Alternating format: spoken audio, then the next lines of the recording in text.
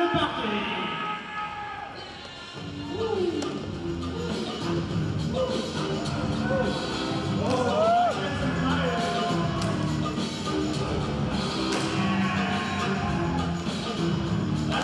Dimanche, au hall de la Glisse de Lille, se déroulait la première compétition de longboard dancing. Derrière cette initiative, une association, le Nord Longboard Club, créée en 2014. Le but en fait c'était de structurer un petit peu la pratique parce que à part des groupes Facebook un petit peu éparpillés, on n'avait rien du tout. Et ça commençait à surgir un petit peu l'idée en fait de la part de certaines personnes.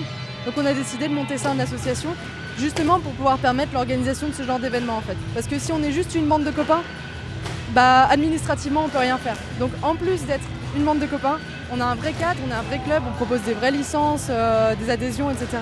Et on peut monter des événements de cette ampleur-là du coup. Ouais. On organise une compétition de dancing toute la journée. Donc c'est la toute première compétition qu'on organise avec l'association de dancing.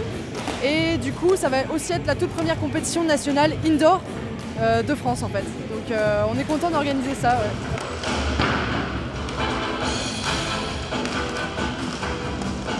Toute la journée, des longboarders venus de toute la France, de Belgique ou des Pays-Bas sont venus se mesurer entre eux, toujours dans la bonne humeur.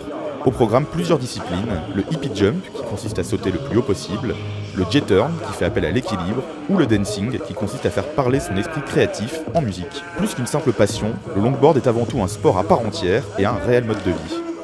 Qu'est-ce qui caractérise ce sport ? Ça va être la fluidité, ça va être la créativité beaucoup, la concentration aussi. Le dépassement de soi et puis l'esprit d'équipe, l'ambiance de groupe, voilà. Pour moi c'est un sport à part entière parce que clairement on fait vraiment du sport et c'est une vraie discipline parce que ça demande beaucoup de concentration, beaucoup de rigueur parce que si on s'entraîne pas 1 mois, 2 mois, 3 mois on perd tout et du coup effectivement c'est vraiment pour moi une discipline sportive en plus d'être un art de vie parce que c'est vrai qu'on s'en sert tout le temps dans la rue, etc. La rue est un peu un terrain de jeu. Quand t'es piéton, quand t'es seulement piéton et que t'as pas le regard de longboarder, tu traverses la rue en fait, tu la regardes pas comme un terrain de jeu. Alors que c'est vrai qu'à partir du moment où t'as une planche sous les pieds, t'essayes de trouver de la créativité dans la rue en fait. Et du coup tu vas utiliser les trottoirs, le sol et tout ce que tu peux trouver pour faire des choses sympas en fait avec. On se réapproprie complètement la rue. Ouais.